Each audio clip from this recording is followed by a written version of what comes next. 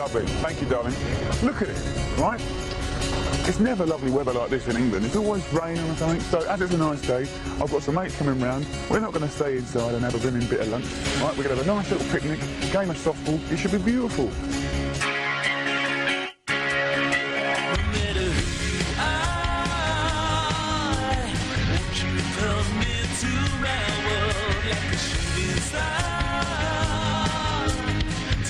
Journey with me to the heart. Can't you see that this is just the start?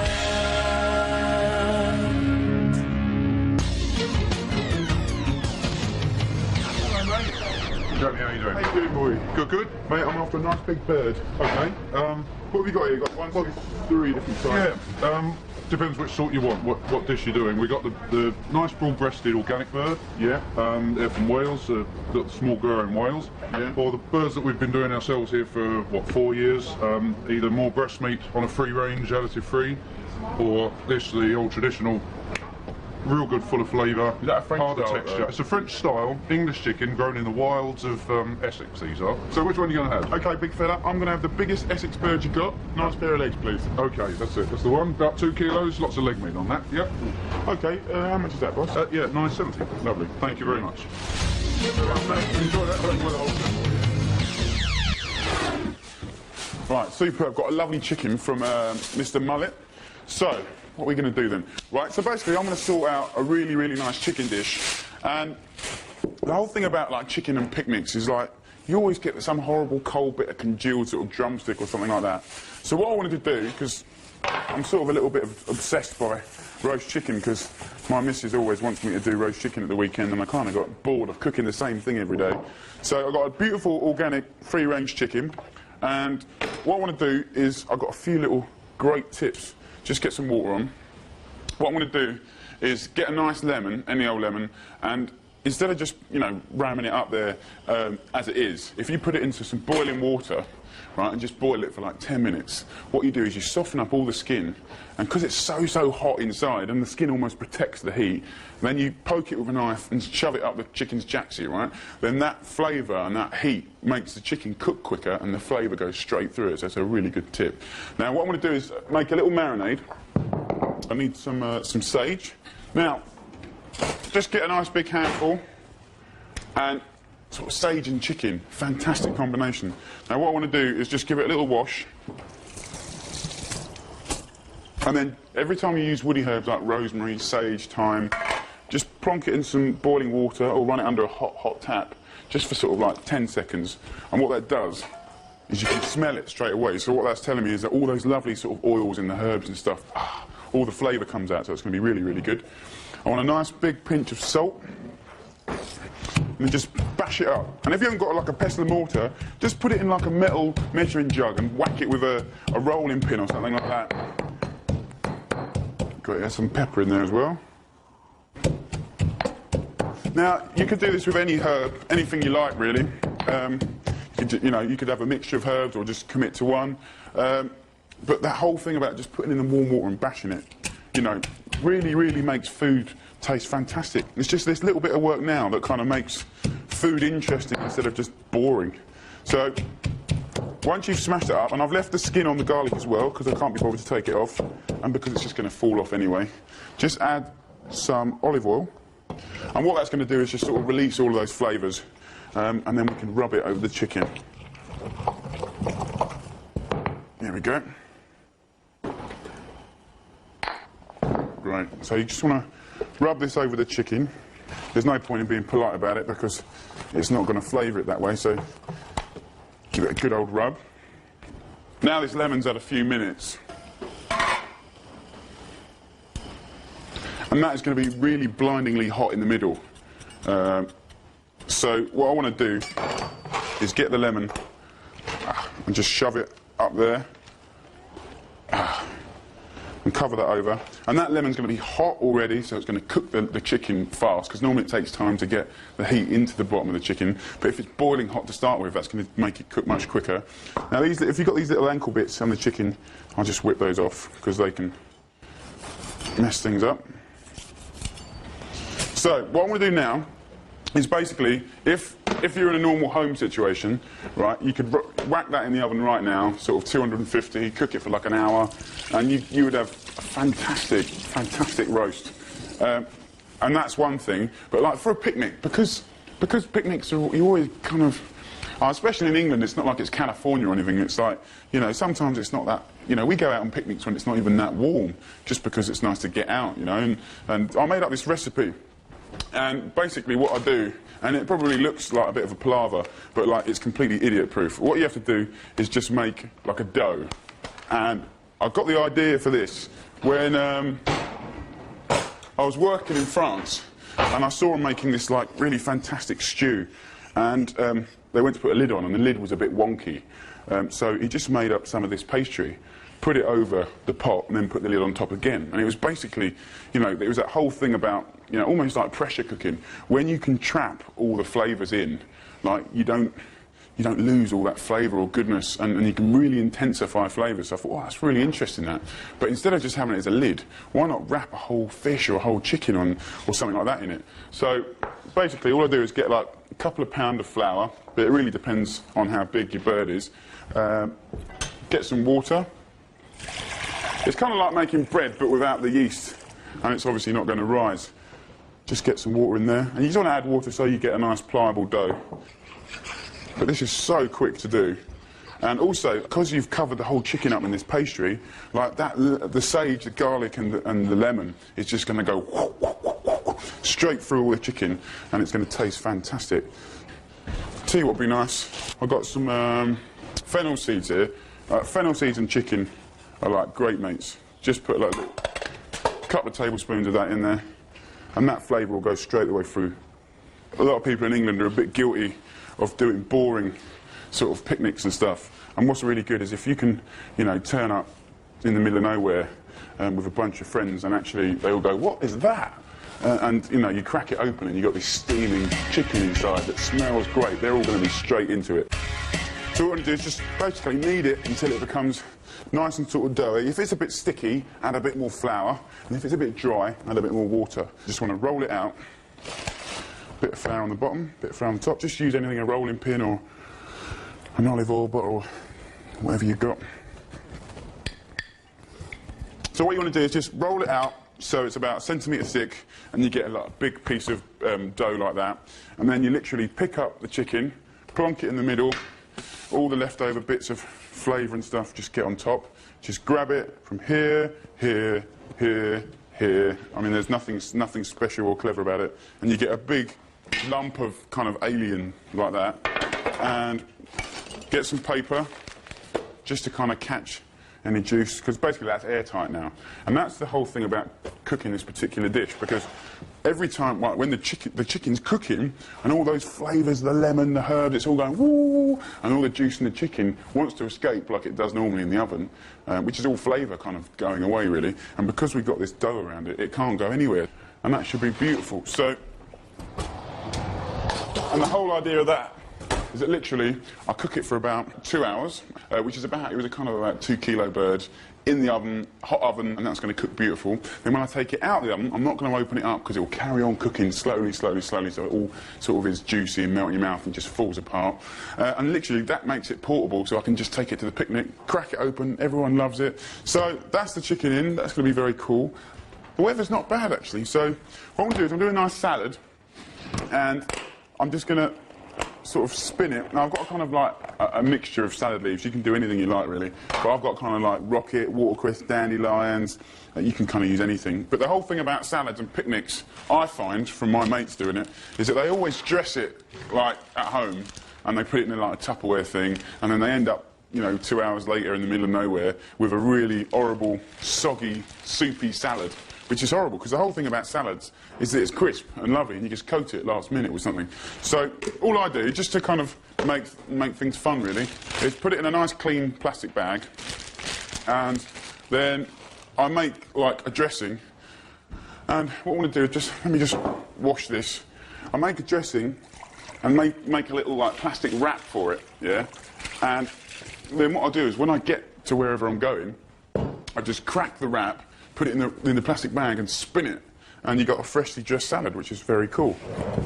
what I'm going to do is one of my favourite dressings, and I've got some basil, and I'll tell you what, this salad is fantastic. Get a nice bunch of basil, and you put it in the pestle with a good pinch of salt, and we're going to bash this up. Get that really, really sort of smashed and pulped up. And then I've got some sort of pine nuts. You don't have to toast them off, but these are just lightly toasted. And you just kind of mush it around a bit. And what we're going to do is make like a basil, pine nut and balsamic vinegar dressing. And what I'm going to do is, kind of in classic sort of dressing way, I'm going to just do about 1 part balsamic vinegar to about 3 or 4 parts good olive oil. And that should be enough, basically, to give you a pretty good, a pinch more salt.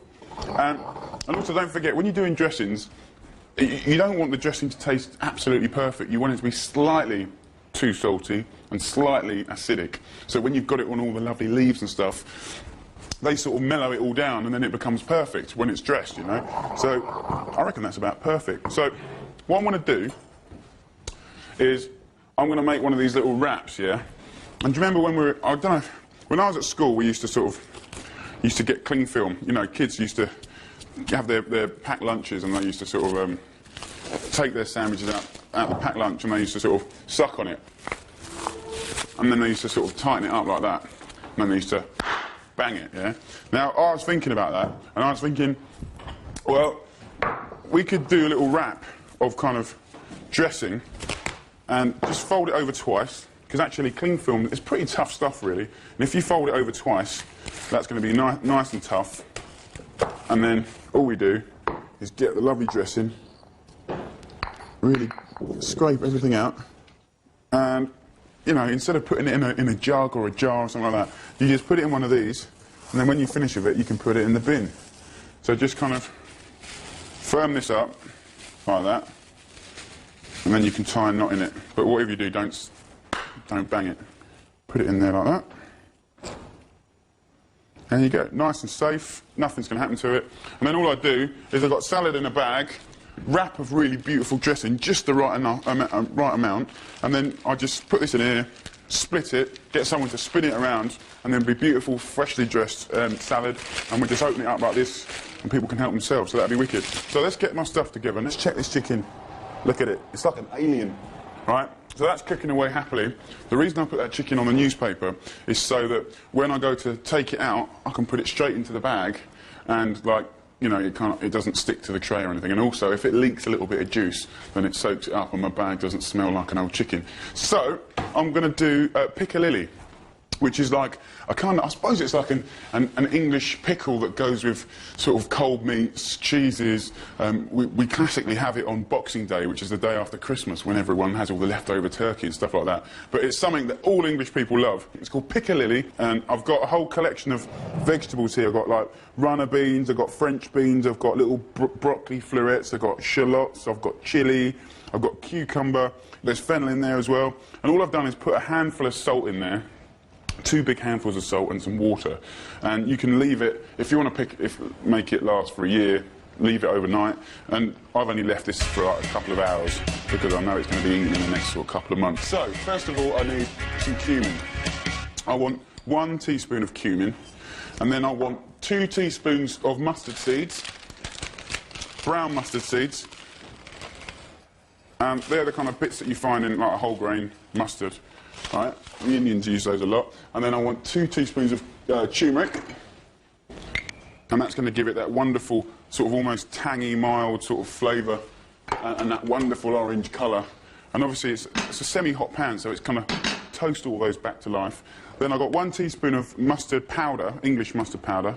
I guess that's the English bit coming in. And then I want 2 heaped teaspoons of flour. That's just going to slightly thicken it, right? So 1 more for luck. And I want some nutmeg. Nutmeg, again, was kind of... I'm sure they had loads of nutmeg in India, but, you know, nutmeg had been in England for hundreds of the years before that, and was an essential part of sort of jams and chutneys and pickling and stews and stuff like that. And in actual fact, like, the English were sort of in so many different countries around the world at that, you know, 200-300 years ago. Spices were like, kind of like, you know, instead of buying your wife or a girlfriend like a diamond ring or something, spices were like, they were the Don, they were the Aston Martin. If someone gives you like a tin of saffron or even salt was really, really like romantic and expensive, because it will put this flavour on food that you'd never tried before, you know, in the middle of nowhere.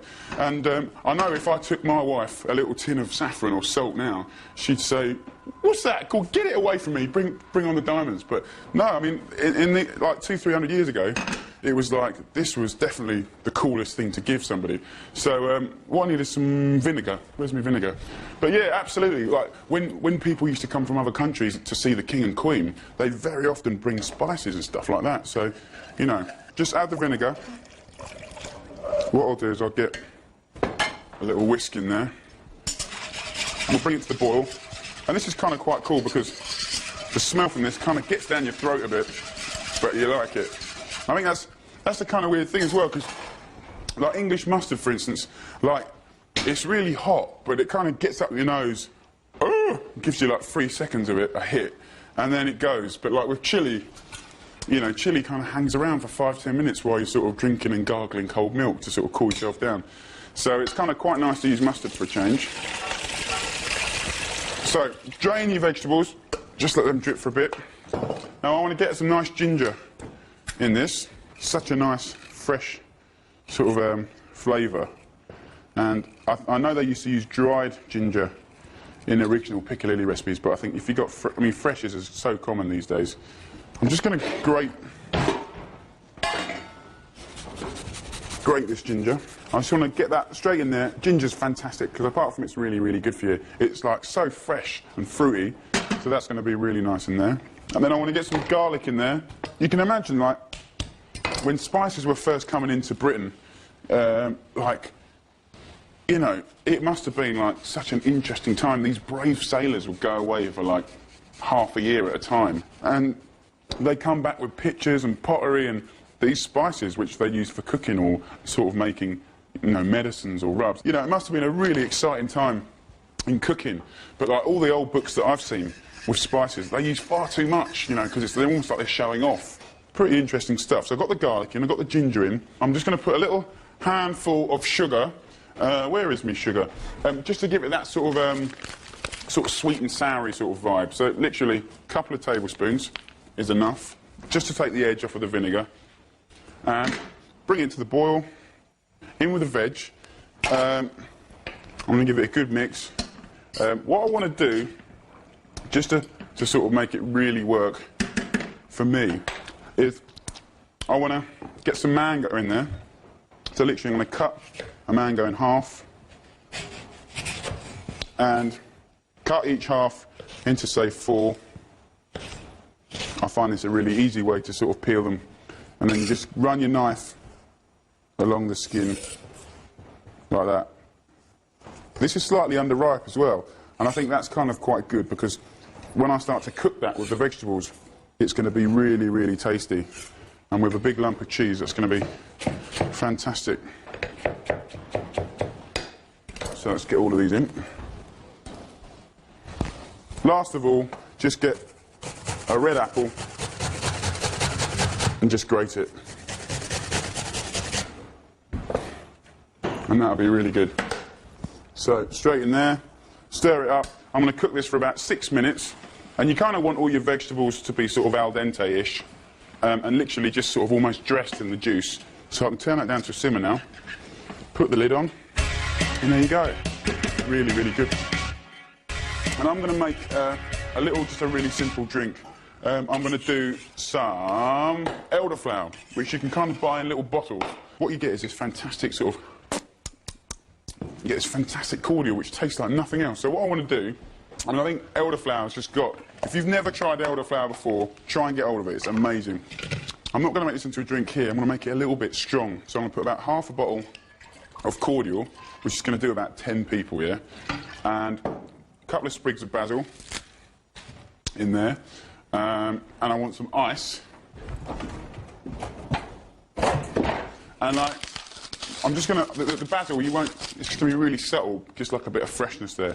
But just get the ice in there, and just going to top it up with water.